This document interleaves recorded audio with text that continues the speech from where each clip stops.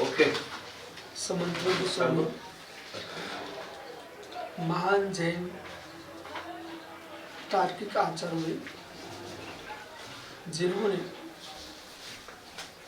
न्याय पर इतना विशद सृजन किया है।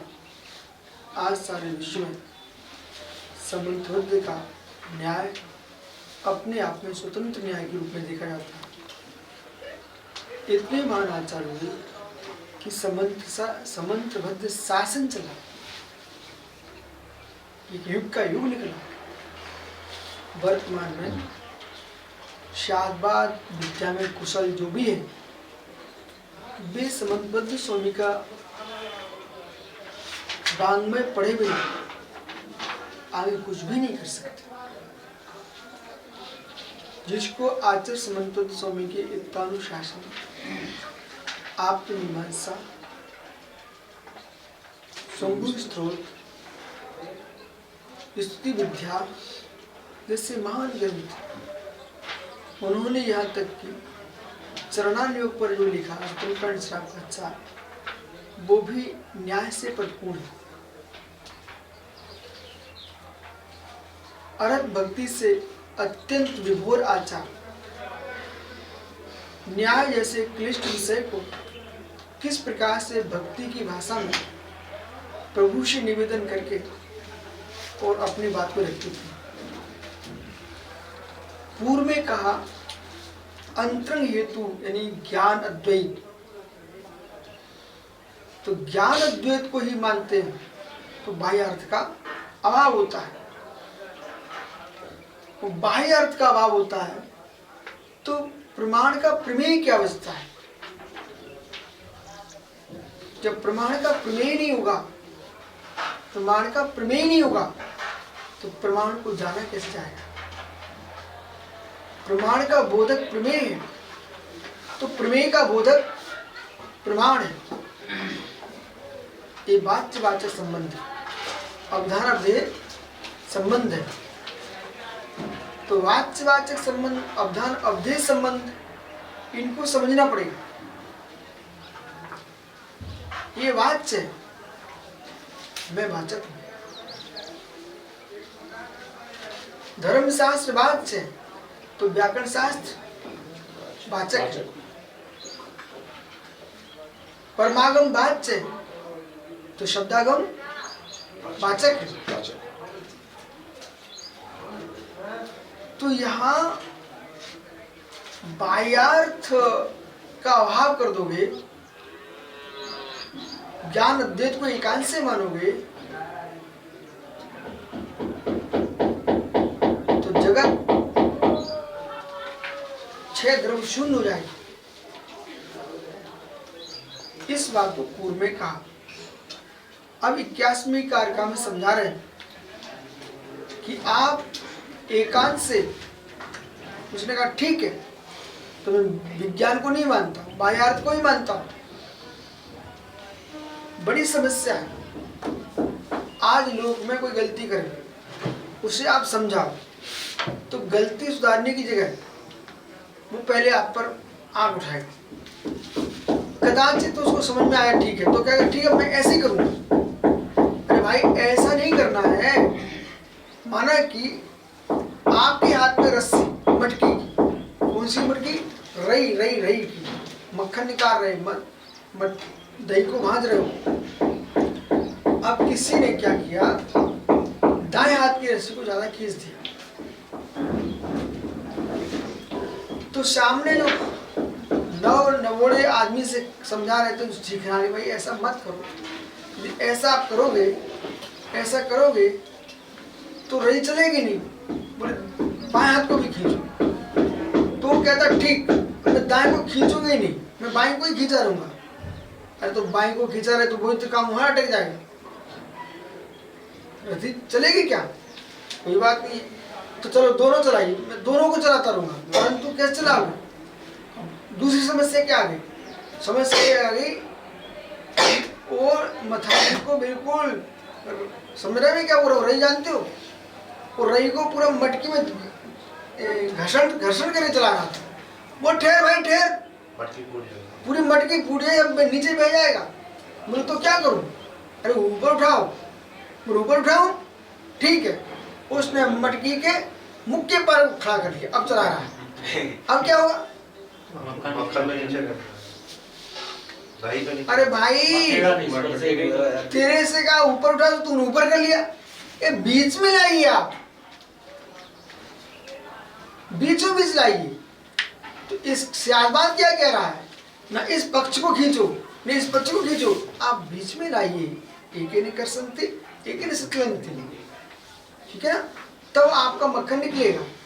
मथानी में टकराओगे तो मथानी फूट जाएगी, मटकी फूट जाएगी, और ऊपर बहुत दे जाओगे तो कुछ भी नहीं हो पाएगा।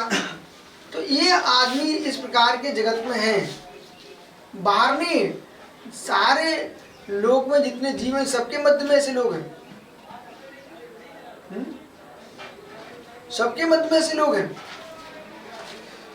जो एक तरफ खींचने वाले बात को खींचते हैं, एक विषय को लेकर, अथवा जो इस बात सिद्धांतवादी है, जो कहा गया वही करूंगा मैं। उनको अपना दिमाग में लगाना अच्छा है। कथन एक बार होता है, एक नए से होता है, अगले पक्ष को भी तो आपको समझना चाहिए। तो ऐसे वो कह रहा है, हम ऐसा करते हैं, अब बाह्य अर्थ को ही मानते हैं, अब अंतरंग अर्थ को छोड़ देता हूं। अर्थांतर एकांत दोष दर्शन बहिरार्थं का प्रगम्यते तत्रापि दोषो दृष्टि। अब यदि अंतरंगार्थ के ज्ञान के मात्र के मास से दोष दिखा करके यहाँ पर अब बाह्यार्थ दोष गमते, तो केवल बाह्यार्थ को एकांश में मानने वालों के यहाँ भी दोष होता है, ज्ञान को नहीं मानने वालों के यहाँ तत्रापि दोषं दृष्टि, उसके भी दोषों कहते हैं। वैरार्थं कान्ते प्रभास निंदवाद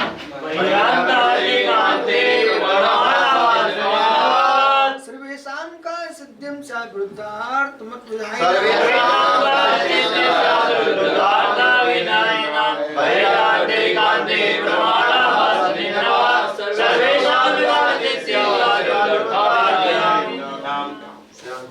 बहिरंगार्थ एकांत। बहिरंग अर्थ एकांत मतलब ज्ञान को न मान करके ज्ञे को ही मानना, ज्ञान को न मान करके मात्र ज्ञे को ही मानना, ऐसे दृष्टि इनकी बन चुकी है।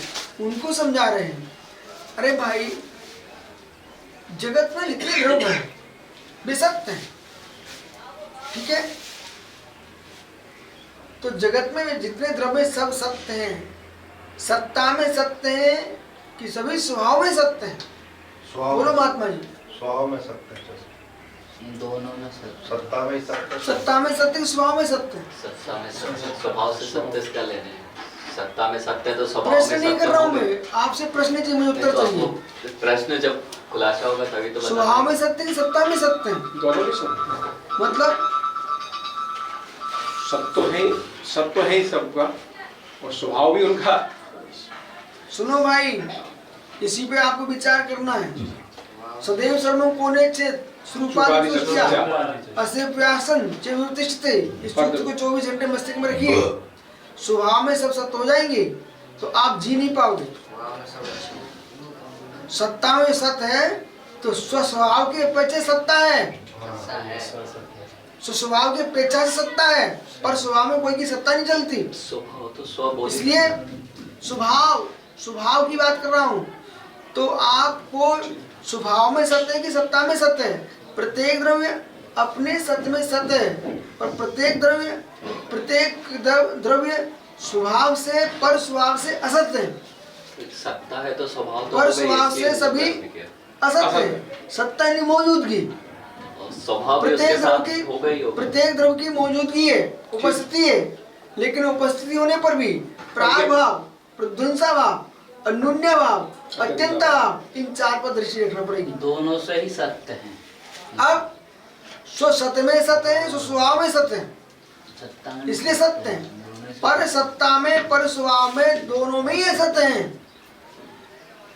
पर स्वभाव और पर सत्य दोनों में ही असत्य है। अब माना कि प्रश्न यहाँ पर क्या चल रहा है? प्रश्न ये है कि सारे द्रव्य अर्थभूत हैं, तो सत असत का ज्ञान नहीं होगा। सत असत का ज्ञान कौन करा रहा है? ज्ञान करा रहा है। वृद्ध अर्थ भी सम्यक हो जाएंगे। अब वृद्ध अर्थ सम्यक होने का मतलब जैसा जो वृद्ध धर्मी है, जो वृद्ध धर्मी है वो भी सम्यक हो जाएंगे। अकेला बाहर मल मल मल मल तुम्हारे लिए खाने के लिए वृद्ध धर्म है, वो भी तुम्हारे लिए सम्यक हो जाएगा। बाह्य अर्थ मानने पर केवल। तो ये समझा रहे हैं कि आप ज्ञान नहीं मानोगे और ज्ञान से ज्ञों का निर्णय नहीं कराओगे, तो सारे के सारे जो पदार्थ हैं, बाह्यार्थ हैं, वे उनमें सम्यक पने का असम्यक पने का अभाव हो जाएगा। भेद नहीं कर पाएंगे, विवेक नहीं कर पाएंगे, भेद नहीं बना पाएंगे आप। बराबर बाह्यार्थ एकांते प्रमाभास निंदवा। बाह्यार्थ एकांत से प्रमाणाभास का निंदा हो जाएगा। ठीक है, प्रमाणाभास कुछ रहेगा ही नहीं, मतलब प्रमाणाभास का अभाव हो जाएगा। सर्वेषां कार्य सिद्धिम, तो सभी कार्य की सिद्धि हो जाएगी। बाह्यार्थकांत तस्मिन् वृद्धार्थ विधायिना, वृद्ध अर्थ के भी विधि हो जाएगी। ये विज्ञानवादियों समझा रहे हैं, ये हम ये अर्थ एकांतवादियों समझा रहे हैं। अर्थ एकांत। मात बेकर ठीक है, आप तो ये मान लो ज्ञान का ज्ञान नहीं है, सब पदार्थ अपने आप में है। तो निर्णय किससे कर रहे तुम? तो बोध कौन करा रहा आपका? वैयार्थेकांते वायार्थेकांतस्मिन्, आपको माने वायार्थ के एकांत के मानने पर सभी वृद्धार्थ विधायिना, तो वृद्ध अर्थ का प्रतिपादन करने वाले बाणों के कार्य की सिद्धि हो जाएगी। प्रमाणांतर बाद प्रकाश कर्तव्य सर्वेषां निरावशेषाणां कार्य सिद्धि निष्पत्ति। प्रमाणांतर बाधितार्थ, जो अन्य किसी में प्रमाणांतर है ना, प्रमाणाभास, तो अन्य प्रमाण के द्वारा निराकरण होता है, ऐसा क्यों?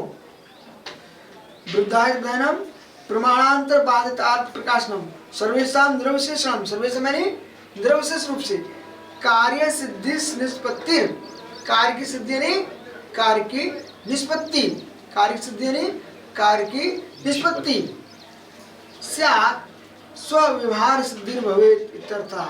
सभी की सिद्धि हो जाएगी, कोई प्रमाण भास बचेगा ही नहीं, सभी एकत्वभूत हो जाएंगे। कस्मात् प्रमाणाभास निंदवा, किससे? प्रमाणाभास का निंदा करने से। प्रमाणस्य आभासो मिथ्यात्वम, प्रमाणाभास यानी मिथ्या, तस् निंदो निराकरणम, उसका निराकरण। तस्मात् तदमपि कुतो अन्य तत्वस्ति, यदि अन्य तत्व बहिरंग तत्व को आप मानते हो, तो प्रमाणाभास का निंदा कैसे कर देने से प्रमाणाभास को कैसे आप जान पाएंगे? वैयर्थस्य सिद्धि असिद्धि नान्य था, बाह्य अर्थ की सिद्धि का असिद्धि होती है, अन्यथा नहीं। बाह्य अर्थ की सिद्धि तभी होगी जब अंतरंग अर्थ होगा, अंतरंग अर्थ नहीं होगा तो बाह्य अर्थ की सिद्धि का कोई प्रसंग ही नहीं बनेगा। केवल बाह्य अर्थ का सद्भाव मानना ही बाह्य अर्थ की एकांतता है।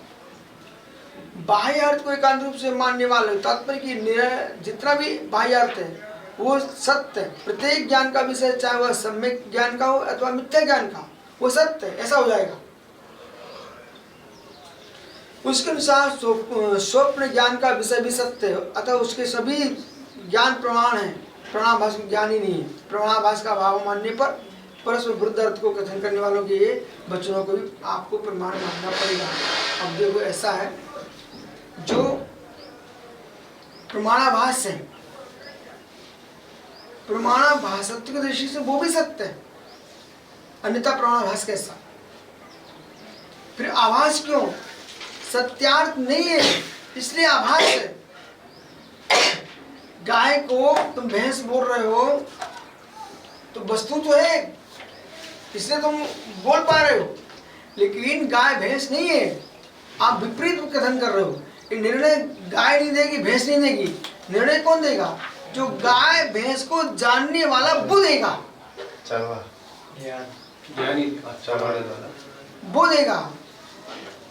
और तत्प्रतियोगी तद्विलक्षण इत्यादि प्रतिविज्ञान के जो विषय बनते हैं, ये ज्ञान है, मत ज्ञान वस्तु नहीं है। क्या है? प्रतिविज्ञान ज्ञान है कि वस्तु है? ज्ञान है, पृथ्वी ज्ञान लिखे।